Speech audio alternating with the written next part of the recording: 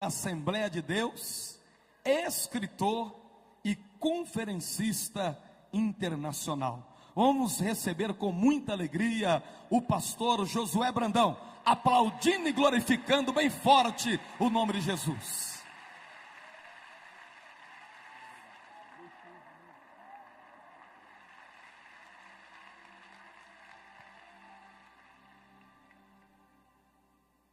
Louvado seja para sempre o nome bendito e santo de Jesus, porque dele e por ele e para ele são todas as coisas. Glória, pois, a ele eternamente. Queridos, eu quero saudá-los com a graça e a paz do Senhor. Podem assentar-se, muito obrigado. Quero saudar fraternal e carinhosa, bem como calorosamente, pastor Jerônimo Onofre, presidente deste seminário, os pastores aqui presentes, das mais diversas regiões deste abençoado país. Quero saudar nesta noite, nesta manhã, os irmãos que estão nos telões, aí ao redor, nos 6 auditórios anexos, participando destas manhãs, tardes e noites de ministração da palavra de Deus. Quero nesta manhã apresentar o meu respeito aos mais diversos homens de Deus que já estiveram ministrando aqui ao longo deste seminário, desta conferência que começou no sábado. Foram muitos, e a cada um Deus usou segundo a sua misericórdia, segundo a disposição de cada coração. Deus continue abençoando pastor Jorge Linhares, pastor Silmar, pastor Marco Feliciano, pastor Abílio Santana, pastor Jerônimo, os outros pastores que ministraram, pastor Nelson Rocha, nosso amigo e companheiro, todos os pastores que ministraram aqui nesse seminário. Mão de Deus continue estendida sobre cada um. Eu gostaria que os irmãos me permitissem apresentar uma pessoa que é muito especial, mesmo porque Deus confiou a esta pessoa a responsabilidade de me educar, de formar meu caráter e de me ensinar nos caminhos de Cristo. É o meu pai, pastor Gervásio, que está aqui. Eu agradeço a Deus pela sua vida. Vem, Deus abençoe. Vem da Bahia, onde nós moramos e servimos ao Senhor, sim. Eu estou vindo de Macapá e São Luís este final de semana para compartilhar com os irmãos da palavra de Deus. E eu quero, antes de fazer a leitura bíblica, expressar os meus sinceros agradecimentos ao pastor Jerônimo e à sua equipe pelo privilégio que nos deram de convidar-nos para participar desse seminário e cooperar aqui, colaborar com o reino de Deus e engrandecer o nome de Jesus, porque somente Ele é digno. Deus abençoe. Quero também pedir oração por nós, pela minha casa, pela minha esposa, pelo nosso filho, para que Deus continue nos guardando, nos abençoando, nos dirigindo, segundo a sua misericórdia. Eu estava orando ali, pedindo a Deus socorro para hoje de manhã, e eu lembrei-me que há 3 anos atrás, nosso filho hoje tem 8 anos, há 3 anos atrás, portanto com 5 anos, eu estava viajando, ele tinha 5 anos, e a minha esposa entrou no quarto e flagrou meu filho orando, nosso filho orando, e ele disse, eu acho que ele queria dizer, Deus protege meu pai, guarda, alguma coisa desse tipo, mas me parece que ele não achou a palavra, e ele disse, Jesus, fica em cima do meu pai.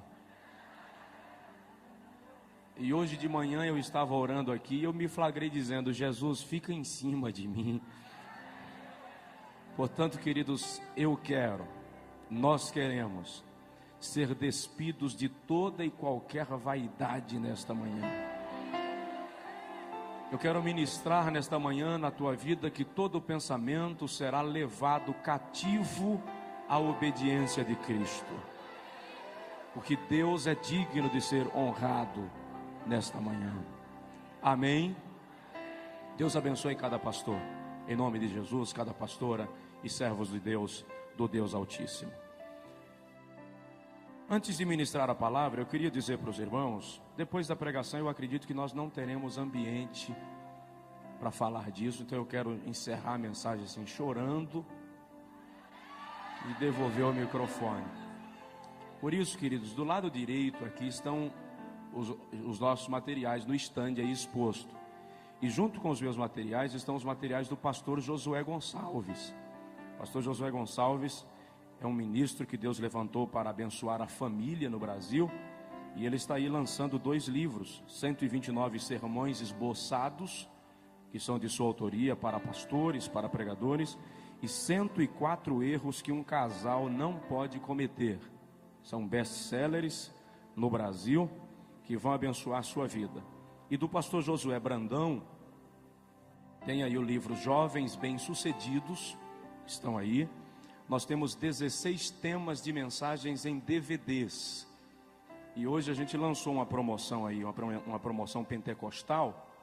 DVD custa R$25. Nós vamos vender hoje a R$12 um DVD. Se o irmão pegar de 2 acima, você vai pagar R$10 no DVD. E nós temos aí diversas mensagens em CDs também, que custa R$7 um, 2 por 10. São mais de 20 temas de pregações que o irmão pode adquirir. Nós temos aí inclusive mensagens ministradas lá no Congresso Nacional de líderes e esposas de pastores do Evangelho Quadrangular, que foi lá em Foz do Iguaçu, no mês de novembro do ano passado, e nós estivemos compartilhando com as nossas distintas irmãs lá, e eu acredito que vai abençoar a sua vida. Na saída, no estande aqui da direita, vão poder adquirir. Eu lhe convidaria para ficar em pé outra vez, por favor. Abra comigo a sua Bíblia, por gentileza, no profeta Ezequiel, capítulo de número 22. Profeta Ezequiel, capítulo 22, versículo... Pastor Alex, por favor, pastor. Ezequiel capítulo 22, versículo 30. Aí nos telões, diante dos telões, abra conosco também a sua Bíblia, por favor. Diz assim, Ezequiel 22, 30. E busquei entre eles um homem que tapasse o muro e se colocasse na brecha perante mim, por esta terra, para que eu não a destruísse, mas a ninguém achei. E busquei dentre eles um homem que tapasse o muro e se colocasse na brecha perante mim, por esta terra, para que eu não a destruísse, mas a ninguém achei. O tema deste congresso diz: produzindo por 1000 homens. Diz aí para o irmão do seu lado: você vai sair daqui para multiplicar. Levante a sua mão comigo assim, por favor, e diga comigo: Senhor Deus, eu quero que a tua palavra seja profecia para a minha vida, e eu te darei a honra e a glória para sempre. Amém. Antes de sentar, dá uma cotoveladinha no vizinho e diz para ele: dar glória a Deus aqui é de graça.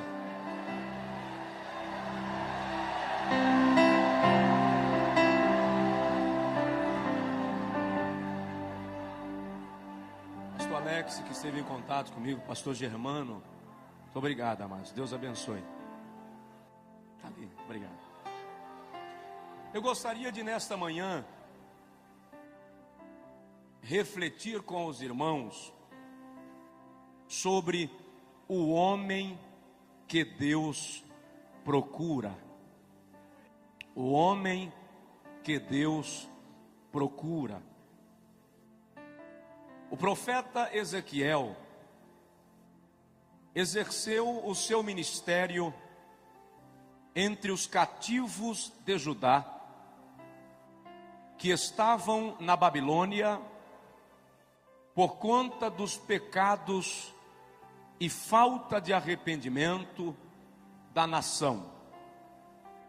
No capítulo 3 do livro do profeta lido, quando o Senhor Jeová o chama para profetizar ao povo, o Senhor também deposita sobre Ezequiel um grau de responsabilidade, na qual o Senhor diz ao profeta: se eu te mandar falar a alguém sobre o seu pecado, e tu não falares, e ele morrer na sua transgressão, o seu pecado ou a sua alma eu requererei de ti.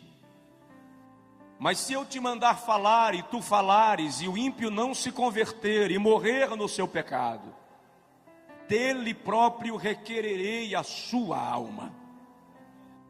O capítulo 22 de Ezequiel, precisamente, retrata-nos um dos momentos mais caóticos da história de Judá e expressa-nos um desalento divino. Quando Deus faz uma observação em todo o contexto judaico, em busca de alguém que pudesse representá-lo diante do povo, e que pudesse representar o povo diante dele. E o Senhor observa que toda a nação havia se corrompido. Filhos não obedeciam aos seus pais. Genros, noras, sogros e sogras já não tinham parâmetros morais. A nação estava completamente submersa na idolatria. As três principais classes de pessoas em Israel eram os reis, profetas e sacerdotes. E o Senhor foi à corte em busca de um rei, de um príncipe, de algum descendente da linhagem real, que pudesse representar o povo. Mas o texto diz que os príncipes estavam com as mãos manchadas de sangue, tomados pela violência, pela injustiça, pela corrupção. Então Deus deixa a corte e vai ao templo, em busca dos sacerdotes. Os sacerdotes eram representantes de Deus, ou representantes do povo diante de Deus. Mas o Senhor se surpreende quando observa que os sacerdotes também não eram fiéis. Eles ofereciam manjares detestáveis no altar de Deus.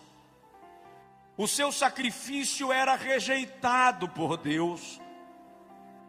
Como os sacerdotes não estavam em condição de representar o povo na brecha, o Senhor então vai às montanhas em busca dos profetas.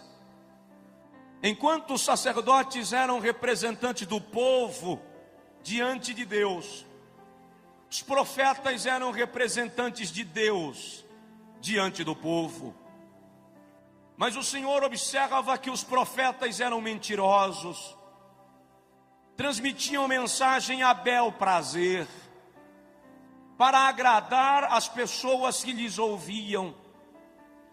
É quando o Senhor percebe que nem reis, nem sacerdotes, nem profetas estavam em condição, que ele cochicha com Ezequiel e lamenta e diz: eu busquei entre eles um homem que tapasse o muro e estivesse na brecha perante mim por esta terra, para que eu não a destruísse, mas a ninguém achei. É uma tragédia quando o pecado, a corrupção, consegue se estabelecer no meio do povo de Deus, de tal forma que o Senhor não encontra ninguém capaz de interceder, de liderar um movimento de arrependimento e conversão, de conduzir o povo de volta ao avivamento. A igreja moderna está tendendo, está caminhando num rumo de secularismo, num rumo de vaidade e de pecado tão perigoso, que nós estamos começando a nos silenciar como aqueles homens de Judá. Só há uma diferença, é que naqueles dias o Espírito Santo não morava neles, o Espírito Santo vinha sobre eles e depois voltava. Hoje, porém, na dispensação da graça, o Espírito Santo está em nós. Outro dia eu ouvi um pregador dizer que se faltarem homens, Deus vai usar jumenta. Eu disse para ele: no Brasil, jumenta não fala. Porque Deus tem homens e mulheres comprometidos com Ele para profetizar a sua palavra. Quando Golias desafiou a Israel para pelejar, em 1 Samuel capítulo 17,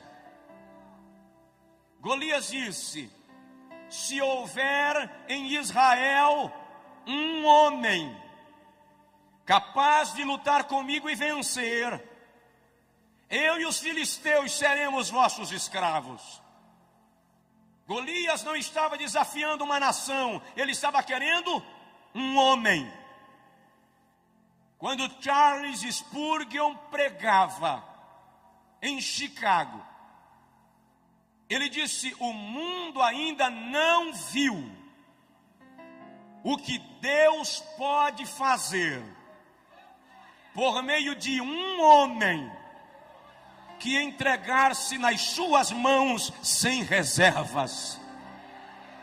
Levantou-se um jovem do final do auditório, veio em direção ao pregador, de pequena estatura, rechonchudo, e ele disse ao pastor Spurgeon: eu quero ser este homem que o senhor acaba de falar. Spurgeon orou por ele. Dwight Lyman Moody é o nome daquele jovem que antes de morrer ganhou para Jesus mais de 1 milhão de almas. Deus está procurando um homem. Quando a seleção brasileira vai jogar, o Brasil para. Se for final de Copa, as fábricas fecham mais cedo. Na Copa lá do Oriente, quando os jogos eram transmitidos aqui pela madrugada, eu vi aeroportos lotados diante de televisores, terminais rodoviários, gente que não dormia de madrugada para assistir o jogo do Brasil. Se 11 homens atrás de uma bola conseguem parar uma nação, imagina uma igreja cheia do poder de Deus, o que é capaz de fazer. Ei, macho, rei macho de cova. Deus está procurando alguém. Mas que tipo de homem Deus procura?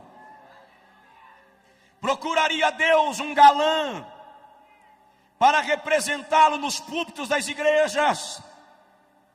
Não, absolutamente, Deus não é diretor de novelas. Procuraria Deus um homem esteticamente perfeito para representá-lo? Não, Deus não é estilista. O homem que Deus procura, em primeiro lugar, tem que ser arrependido, como Isaías. Quando o profeta Isaías escreve o capítulo 6, ele diz: no ano em que morreu o rei Uzias, eu vi o Senhor em um alto e sublime trono, e a orla do seu manto cobria os umbrais, e a casa se encheu de glória. E Isaías diz: eu vi serafins. A palavra serafins significa ardentes, aquele que está em chamas. E Isaías diz que os serafins com duas asas cobriam os rostos em reverência à santidade de Deus. Com duas asas cobriam os pés em reverência à missão da igreja. E com duas asas voavam numa disposição de servir. E diziam: Kodesh, Kodesh, Kodesh Yahvé Sabaoth, Santo, Santo, Santo é o Senhor dos exércitos. Aqui e nos auditórios anexos do telão, levante a mão comigo, por favor. Vamos juntos. Santo, Santo, Santo é o Senhor dos exércitos.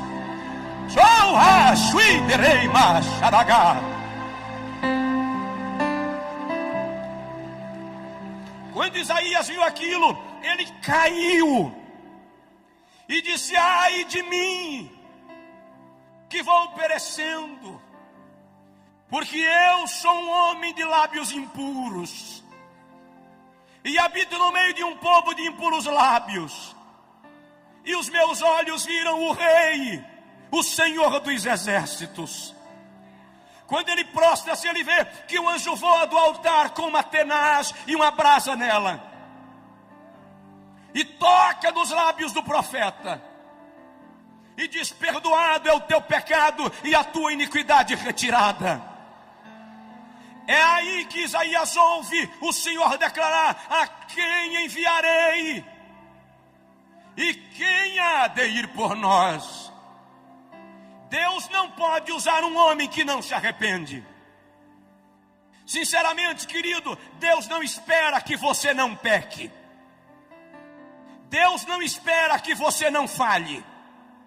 Mas Deus espera que você não permaneça no pecado.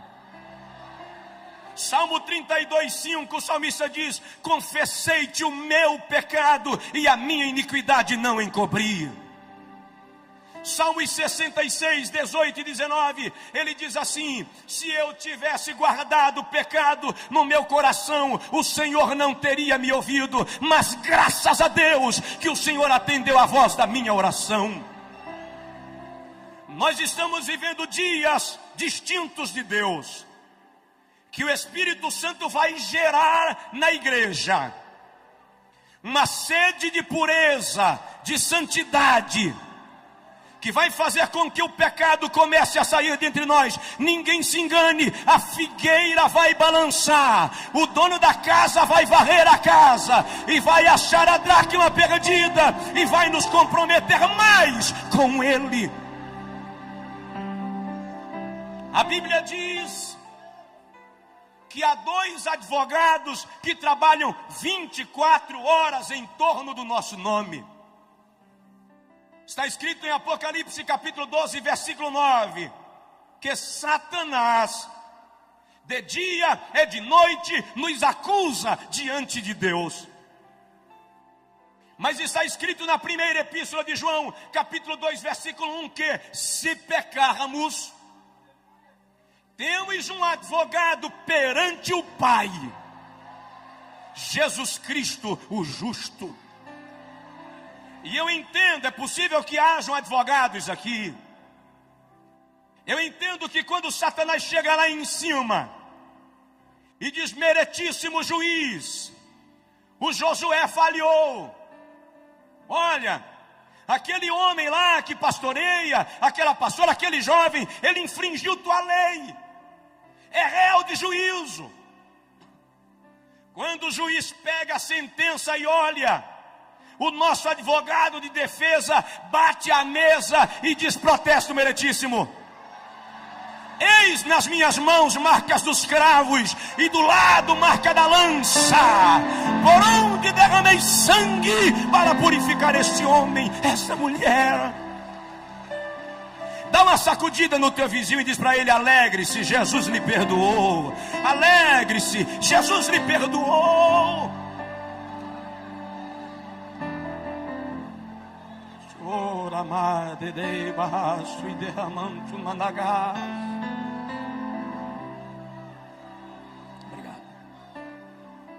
Segundo lugar, Deus está procurando um homem quebrantado como Jeremias. O Senhor não suporta dividir sua glória com ninguém. A glória é uma propriedade exclusiva de Deus. Salmos 51, 17, o salmista diz: o sacrifício aceitável a Deus é um coração quebrantado. E a um coração quebrantado e contrito, tu não desprezarás, ó Deus. O vocábulo quebrantado ali vem do hebraico dakar e significa esmiuçar, fazer virar pó, anular. É o homem descer do pedestal, perder a pose, deixar de ser centro e se render à plenitude de Deus. Eu ouvi um dia um pregador dizer: levei Jeová no canto da parede. Quando ele terminou de pregar, eu falei com ele: você levou uma aranha. Jeová não vai ao canto da parede. Não vai. A Bíblia diz no Salmo 148 que ele chama as estrelas pelos nomes.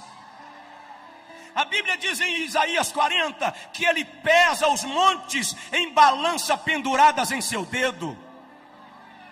A Bíblia diz em Naum que as nuvens são a poeira dos seus pés. Em Jó 39, 27 ele diz assim: Jó, eu chamo os raios pelos nomes. Eles se apresentam a mim e dizem-me: eis-nos aqui. Quem sou eu para levar no canto da parede quem chama raio pelo nome, irmão? Nós temos aqui fazer como Jeremias. No capítulo 9, versículo 1, ele diz: quiçá, quem dera, minha cabeça se transformasse em águas, e os meus olhos em fonte de lágrimas, e eu choraria de dia e de noite os mortos da filha do meu povo. Deus está em busca de alguém que chore. Deus está em busca de alguém que derrame lágrimas. Só levamos o lenço para a igreja quando estamos gripados hoje em dia. Mas a vontade de Deus é que nos ajoelhemos para chorar na sua presença. Em Ezequiel capítulo 9, Ezequiel teve uma visão. Ele viu homens armados entrando em Jerusalém. E Ezequiel ouviu quando o Senhor disse aos homens armados: matem homens e mulheres, velhos e crianças, não poupem ninguém. E enquanto os homens entravam em Jerusalém, Ezequiel viu alguém aparecer com um tintureiro na mão. E Ezequiel ouviu quando o Senhor disse aos homens armados: parem, esperem até que sejam marcados com tinta aqueles que ainda choram no meu altar, depois matai o resto. Deus quer alguém que chore na sua presença, alguém que derrame a alma, alguém que perca o sono de madrugada para chorar por alguma causa. Deus está querendo alguém que mais do que fazer graça, se quebrante perante Ele, que mais do que falar de si próprio, experimente seu poder. Você pode não ser um grande pregador, você pode não ser conhecido nem na tua igreja, mas se você chora, Deus conhece você, e isso é o que importa. Oh, aleluia! Está na hora de chorar. Diz aí para o irmão do seu lado: Deus está procurando quem chora.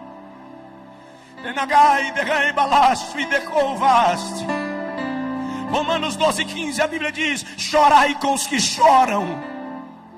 Quantas vezes você está em casa e alguém precisa de oração e Deus quer você para orar? Minha esposa estava grávida, 8 meses de gestação.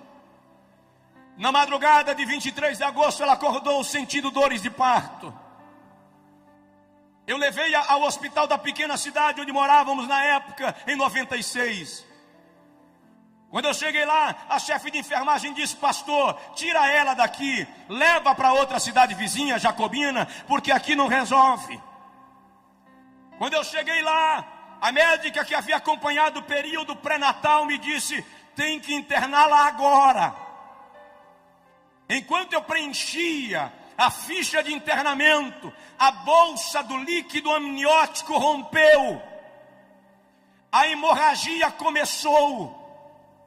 Em menos de 30 minutos a médica me disse: eu preciso fazer um parto cesáreo para salvar a mãe, porque a criança já morreu. Não tem mais chance.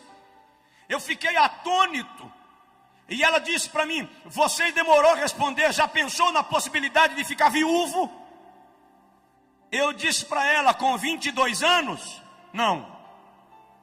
Fui para o carro que eu estava, ajoelhei no lastro e comecei a chorar.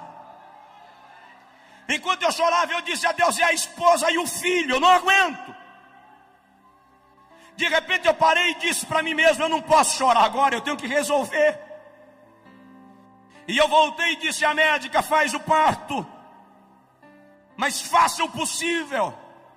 É a esposa e o filho, é o fígado e o coração. Eu não tenho 2 de cada, só tenho um.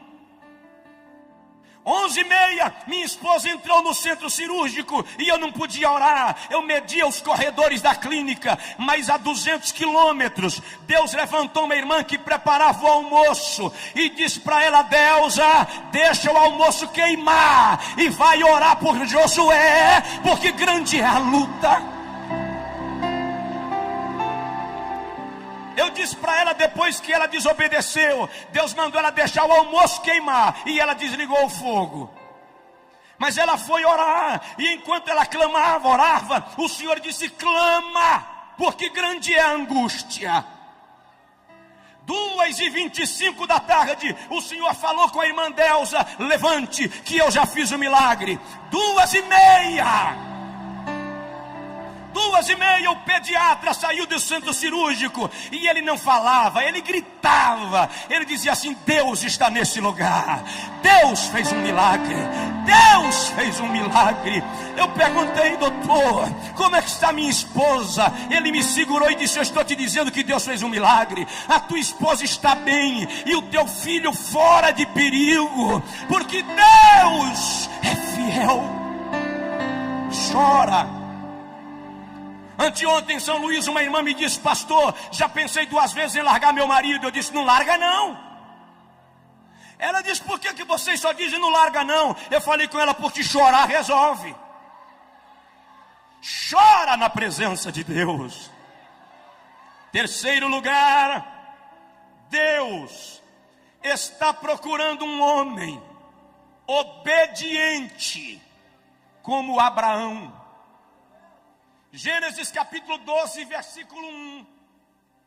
O Senhor aparece a Abraão, e diz: sai-te da tua terra, da casa do teu pai, do meio da tua parentela, para a terra que eu haverei de te mostrar. E eu engrandecerei o teu nome, e te abençoarei, e tu serás uma bênção. E abençoarei os que te abençoarem, e amaldiçoarei aos que te amaldiçoarem. E em ti serão benditas todas as famílias da terra. Gênesis 12 diz: partiu, pois, Abrão conforme o Senhor lhe ordenara. Quer saber de uma coisa? O grande problema da religiosidade é que ela está formando crentes de sacrifícios e não crentes de obediência. Por qualquer problema, eu quero pagar o preço. Eu faço uma corrente de 7 semanas. Eu faço 7 vigílias. Por qualquer coisa, eu faço uma campanha de jejum. Não pelo prazer, pelo sacrifício. E depois tem irmão que diz assim: eu recebi porque paguei o preço. Se fosse para eu pagar o preço, o Calvário não existiria. Quem pagou o preço foi Jesus. Tu recebes pela graça. Eu não estou dizendo para você não jejuar, não. Jejue. Faça campanhas de oração, faça corrente, não tem problema. Mas não faça pelo sacrifício, faça pelo prazer de estar na presença de Deus. Faça pelo prazer de se comungar com Deus. O outro problema hoje é que muita gente que quer obedecer a Deus está querendo garantias palpáveis, está querendo saber qual vai ser o retorno. E nesta noite eu quero lhe dizer, desta manhã, que Deus não dá garantias palpáveis a ninguém. Obedecer a Deus é questão de fé. Se você crê nele, ele cuida de você. Dá uma olhadinha no teu vizinho e diz para ele: obedeça. Irmão, se Deus lhe mandar sentar, nem olhe se tem cadeira, sente. Se Deus lhe mandar ir, vá, porque Ele vai contigo. Homens obedientes como Abraão. Em quarto lugar, Deus está procurando homens, além de arrependidos como Isaías, quebrantados como Jeremias, obedientes como Abraão. Ele está procurando homens restaurados como Pedro. Não funciona, querido, maquiar a vida espiritual e se apresentar como se fosse teatro. A vida cristã não pode ser movida de atrizismo, de representação, de hipocrisia. A vida cristã não pode ser como carro velho, enferrujado, de pneu liso, motor batido, que você reforma a chaparia, pinta o carro, coloca pneu novo e deixa o motor queimando óleo. Eu posso até enganar você com a minha aparência, mas eu não poderei enganar aquele que conhece e sonda os corações dos homens. É por essa razão que Deus quer nos restaurar de dentro para fora. Eu lembro agora de um grande amigo de Jesus, Pedro. Pedro falhou feio com Jesus. Jesus estava sendo julgado e Pedro estava se aquecendo lá fora. De repente alguém olhou para Pedro no meio do círculo e disse: você parece com o Nazareno. Pedro disse: nunca ouvi falar. Saiu para o vestiário. Quando chegou lá, a empregada de Pilatos, arrumando os armários, olhou para Pedro e disse: eu acho que já vi você andando com o Nazareno. A Bíblia diz, Lucas diz, que Pedro saiu resmungando, reclamando. Eu imagino Pedro nervoso, dando tapa na parede. Enquanto ele passou reclamando, alguém disse: a tua fala te condena. Crente até nervoso parece crente. Lucas diz que quando Pedro negou a terceira vez, só Lucas dá esse detalhe, ele diz que Jesus olhou para Pedro. Jesus não disse nada, apenas olhou para Pedro. O olhar de Jesus arrebentou Pedro. E Pedro foi chorar amargamente. Andei com ele 3 anos e o neguei. Eu caminhei sobre as águas. Fui eu quem tirei a moeda da boca do peixe. Como é que eu posso ter negado? E Pedro chora. Mas Jesus ressuscitou. Ele não ficou no túmulo. Quando Jesus ressuscita, Marcos 16, as mulheres vêm, voltam correndo com a notícia, e Maria Madalena fica lá. De repente aparece o mestre e diz Maria, e ela diz Rabi, Rabone, Raboni, mestre, meu mestre, meu bom mestre. E Jesus diz, não me toca Maria, vai para lá e diz aos meus discípulos e a Pedro que eu vou para a Galileia. Por que Jesus disse e a Pedro? Por que não e a João, que ficou ao pé da cruz até a última hora? Porque Jesus sabia que Pedro não teria coragem de encará-lo. E eu imagino Maria chegar na reunião dos 12 e dizer, olha, eu vi o mestre.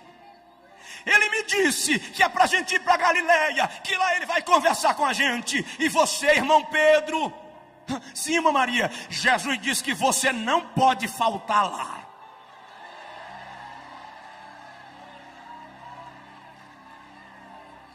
Em João capítulo 21, quando Jesus chega à beira do mar da Galileia, Pedro e João estavam pescando.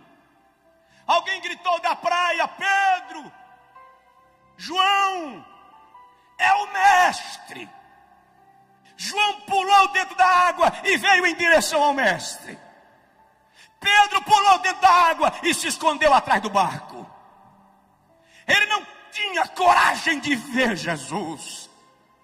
Mas Jesus ficou lá fora comendo peixe com mel e esperando Pedro voltar. Quando começou a esfriar e Pedro não aguentou mais ficar lá, ele gritou, João, joga minha capa. Diz aí pro teu vizinho, Deus espera você. Ei, rachou, anda lagar. Tem gente que veio para esse congresso arrebentado por dentro, fragmentado. Deus estava esperando você aqui. Pedro saiu meio sem graça, não se envolveu com o grupo, ficou meio de fora, todo mundo comia peixe. De repente Pedro se sente à vontade, vai lá, tira um pedacinho do peixe. Quando ele vai pegando, Jesus diz, Pedro, João 21:15. Pedro disse, sim, mestre, você me ama? Pedro para e diz, Senhor, eu gosto de ti. Na versão portuguesa está eu te amo, mas o amor fileó é gostar. Jesus diz, tá, Pedro, come o peixe. Pedro come, se sente já meio à vontade, vai pegar de novo um pedacinho de peixe. Quando vai pegando, o mestre diz, Pedro, sim senhor, você me ama, Pedro? Senhor, eu gosto muito de ti, agapaó. Come, Pedro. E Pedro vai comendo e vai se envolvendo. Quando ele vai de novo, o mestre diz, Pedro, sim, Senhor, você me ama? A Bíblia diz que Pedro entristeceu-se. Mas aquela tristeza é porque Jesus atingiu a ferida de Pedro. Jesus chegou no problema de Pedro. Ele tirou o cascão. Pedro olhou para o mestre e disse: Senhor, tu sabes que eu te amo. Jesus estava restaurando Pedro. Jesus estava refazendo a vida de Pedro. Depois é Pedro que aparece em Atos 3,19, num dos versículos mais belos das pregações de Pedro, quando ele diz: convertei-vos e virá os tempos do refrigério. Tempo de refrigério no original grego é tempo de restauração. Deus não lhe chamou para viver despedaçado e no prejuízo da fé. Ele quer restaurar a tua vida. Deus quer restaurar as tuas emoções, curar a tua alma. Esposa, tu que viestes ferida e Satanás te convenceu que os homens são todos iguais, ninguém presta, eu vim te dizer nesta manhã que o Espírito de Deus quer curar o teu coração. Ele quer te fazer voltar para casa abençoada. Levante a sua mão assim comigo, por favor, aqui nos telões, e diga comigo: Senhor Jesus, eu quero ser um instrumento de restauração. Se for possível, coloque a mão no ombro do irmão do seu lado, ou pegue na mão dele e dê uma palavra profética de vitória, de restauração, de milagre na vida desta pessoa, porque tu não vais sair daqui do jeito que viestes. É tempo de restauração. Deus está procurando homens restaurados. Deus está querendo mudar você. Oh, rai de coi de racho e de ramandagare bagai, andui de remacharagalabagás. Deus vai restaurar teu lar, restaurar tua família, restaurar a tua vida, quebrar as barreiras. Eu lembro agora de Jó, de como Satanás arrebentou com a vida de Jó. A Bíblia diz que as jumentas foram queimadas, as ovelhas foram queimadas, os jumentos foram levados pelos caldeus, os camelos pelos sabeus. Jó ouviu e não tem problema. Enquanto morre vaca, você recupera. Enquanto morre jumento, você recupera. Mas de repente alguém chega e diz: Jó, os teus filhos. Jó pergunta: o que tem os meus filhos? Satanás mexeu na vida de Jó onde não podia mexer, nos filhos. Olha, Jó, eles estavam na casa do irmão mais velho. Veio um redemoinho com um terremoto e derrubou a casa. Os teus filhos morreram. Até ali Jó aguentou. Mas quando disseram: teus filhos morreram, não deu mais. Coração de pai e mãe não aguenta isso, irmãos. O texto da língua portuguesa diz que Jó prostrou-se a adorar, e adorou. Mas não é só isso. O texto original é o seguinte: quando disseram teus filhos morreram, Jó caiu. Não é que ele prostrou-se para adorar, não. É que as pernas não se firmaram, não deu para ficar em pé. Ele desmaia. Quando Jó desmaia e alguém tenta reanimá-lo, Jó abre os olhos e diz: o Senhor me deu, o Senhor me tomou, louvado seja o nome do Senhor.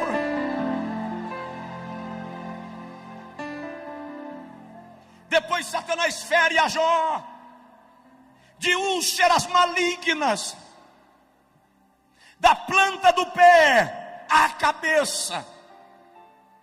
No capítulo 6, Jó diz que até na sua boca haviam tumores purulentos. De repente Elifas chega e diz: Jó, eu tive um sonho pavoroso.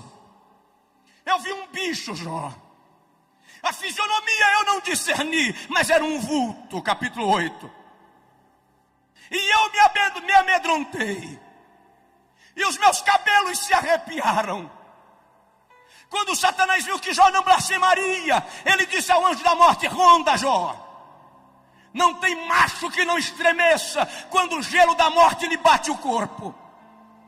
Quando Jó sentiu o gelo da morte, capítulo 13, versículo 15, ele diz: ainda que ele me mate, eu ainda esperarei no Senhor.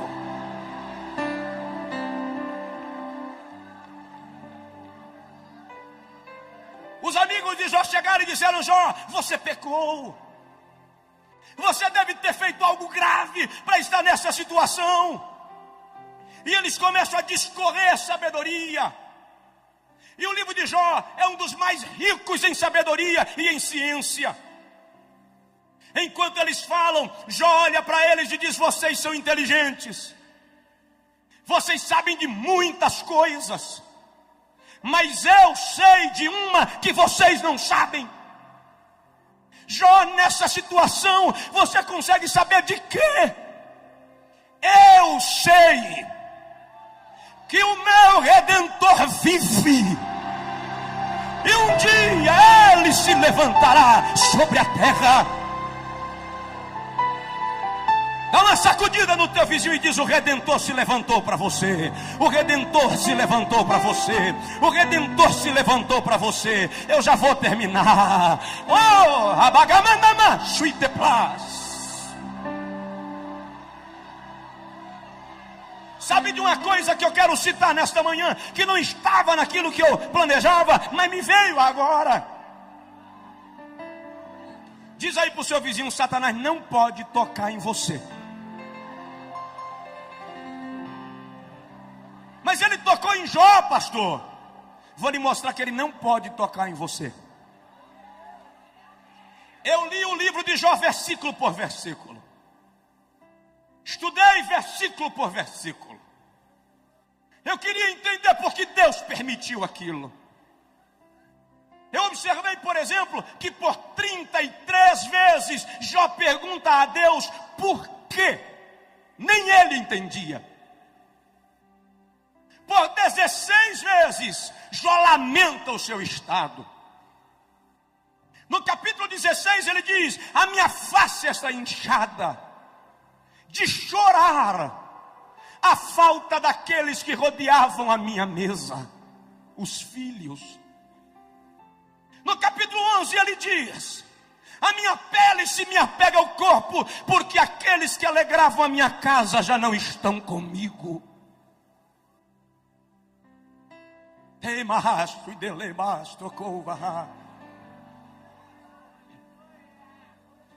Mas no livro de Jó só tem uma reclamação. Está no capítulo 9, versículo 33.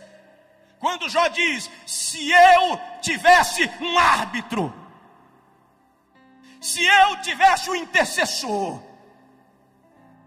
se eu tivesse um sacerdote que julgasse a minha causa diante do Todo-Poderoso, eu não estaria assim. Jó sentiu falta de quem? De Jesus. Jó sentiu falta de Jesus. Em Lucas 22, 31, Jesus chega para Pedro e diz: Pedro, Satanás pediu ao Pai para te peneirar como trigo. Como se dissesse: Satanás quis fazer com você o que fez com Jó. Mas eu roguei ao Pai por ti, para que a tua fé não desfaleça. Quer saber de uma coisa, pastores? Quando Satanás chega lá em cima e diz: Jeová, eu quero dar uma sacudida no pastor Jerônimo, eu quero dar uma balançada no Josué, eu quero pegar aquela pastora e passar rasteira nela, Jesus atravessa na frente e diz: Pai, ele não, Pai, ela não, porque são meus e eu tenho compromisso com eles. Fica de pé, por favor, em nome de Jesus. Lei, Pai, deva amai, decova, xaragalabagobe, cachute plas. abraço no teu vizinho, se possível, um aperto de mão, e diz para ele: Satanás não vai tocar em você. Satanás não vai tocar em você. Satanás não vai tocar em você. Oh, rei, beguei de racha da gaci pecante unai. Nos telões, nos auditórios anexos, é tempo de restauração, é tempo de vitória.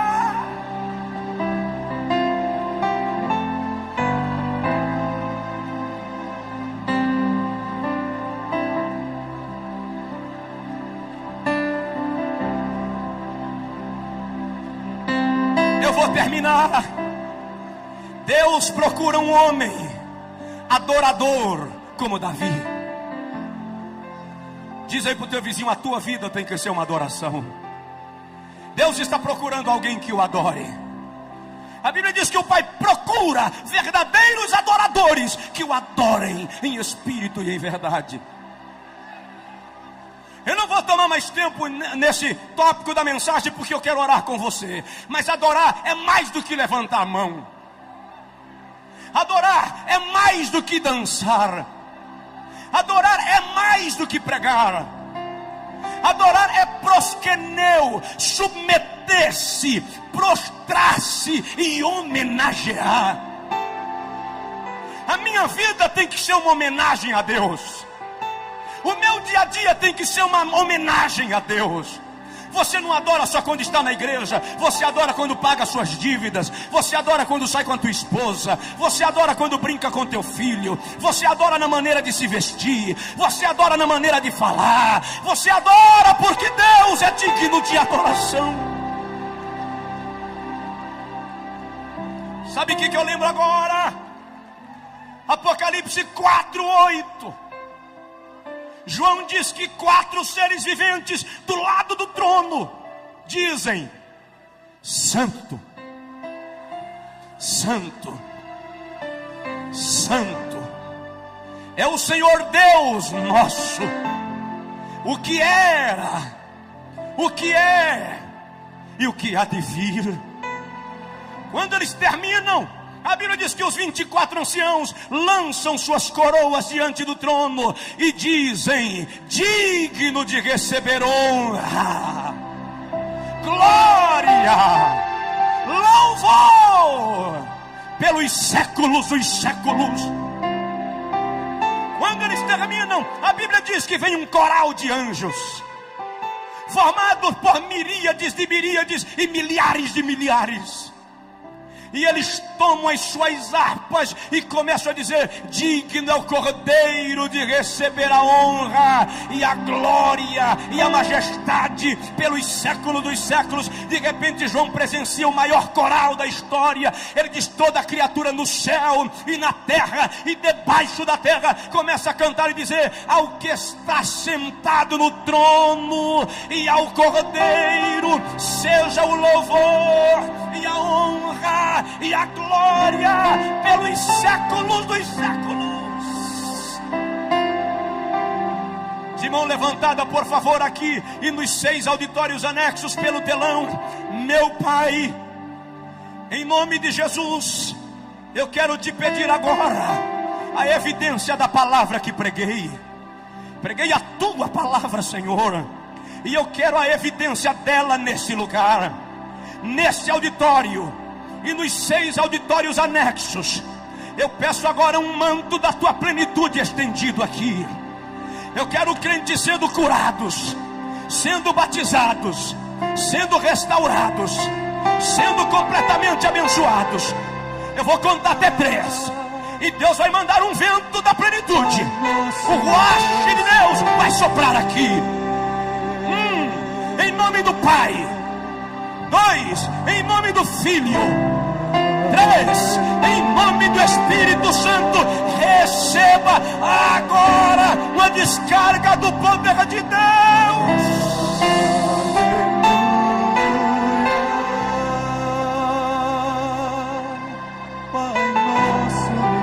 Era bagai, de quem o te faça da garabagar. Deus está procurando um homem. Deus está procurando você. Ele te encontrou hoje de manhã. Receba a graça. Louve, adore, adore, adore. Adore, adore, adore. Adore. Adore, adore, adore. Adore, apenas adore. Apenas adore, apenas adore. Tem gente que não está aguentando o poder de Deus, está ajoelhando, está caindo, está se prostrando. Lá nos auditórios anexos, pelo telão, receba a plenitude do Espírito de Deus na sua vida. Receba o Espírito de Deus enchendo sua vida.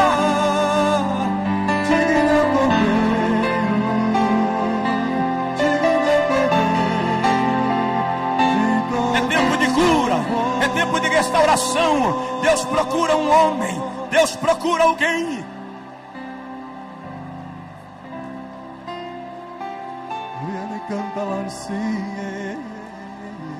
Quem pode, cante, toda a igreja. Aleluia. Todo auditório aqui e nos anexos, comece a exaltar. O Pai procura verdadeiros adoradores.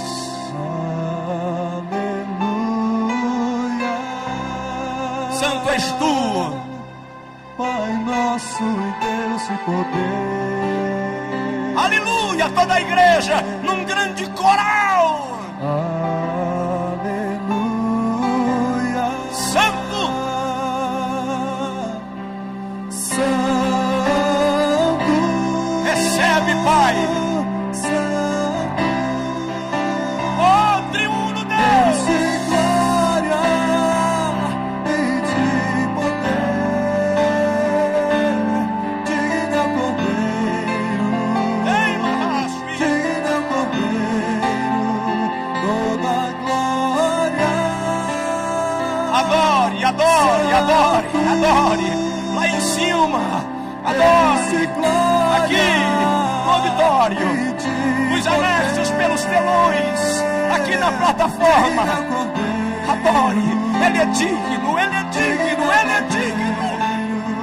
De todo louvor. Ei, Pai, venha, filha, paz. Deus de glória e de poder. Digno é o Cordeiro. Oh, por favor, Digno é o Cordeiro. por favor.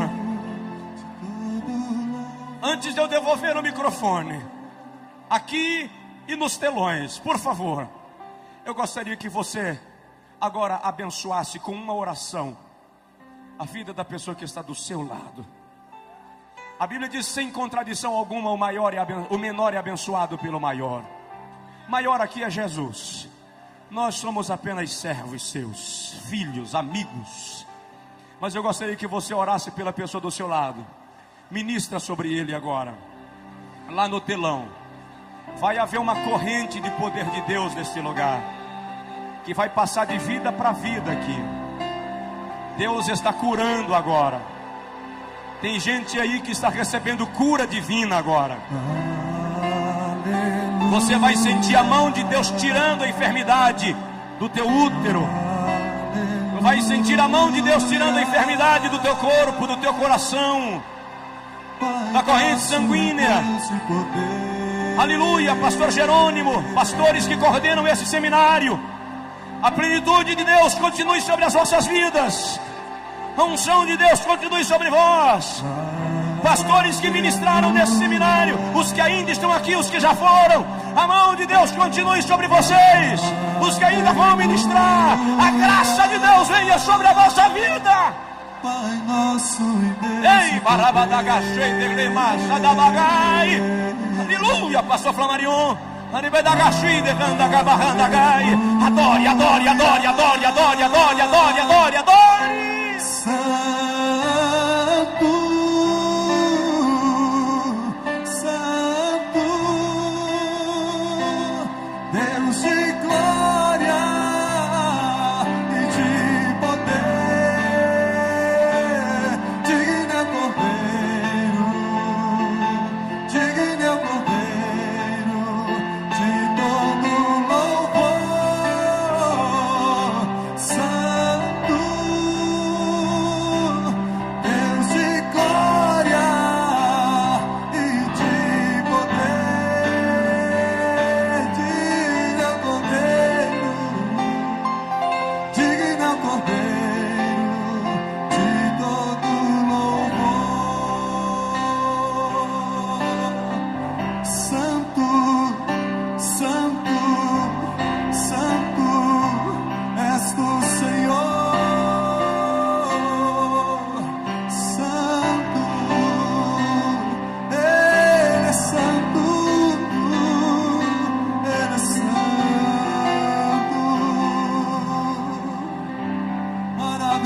coração.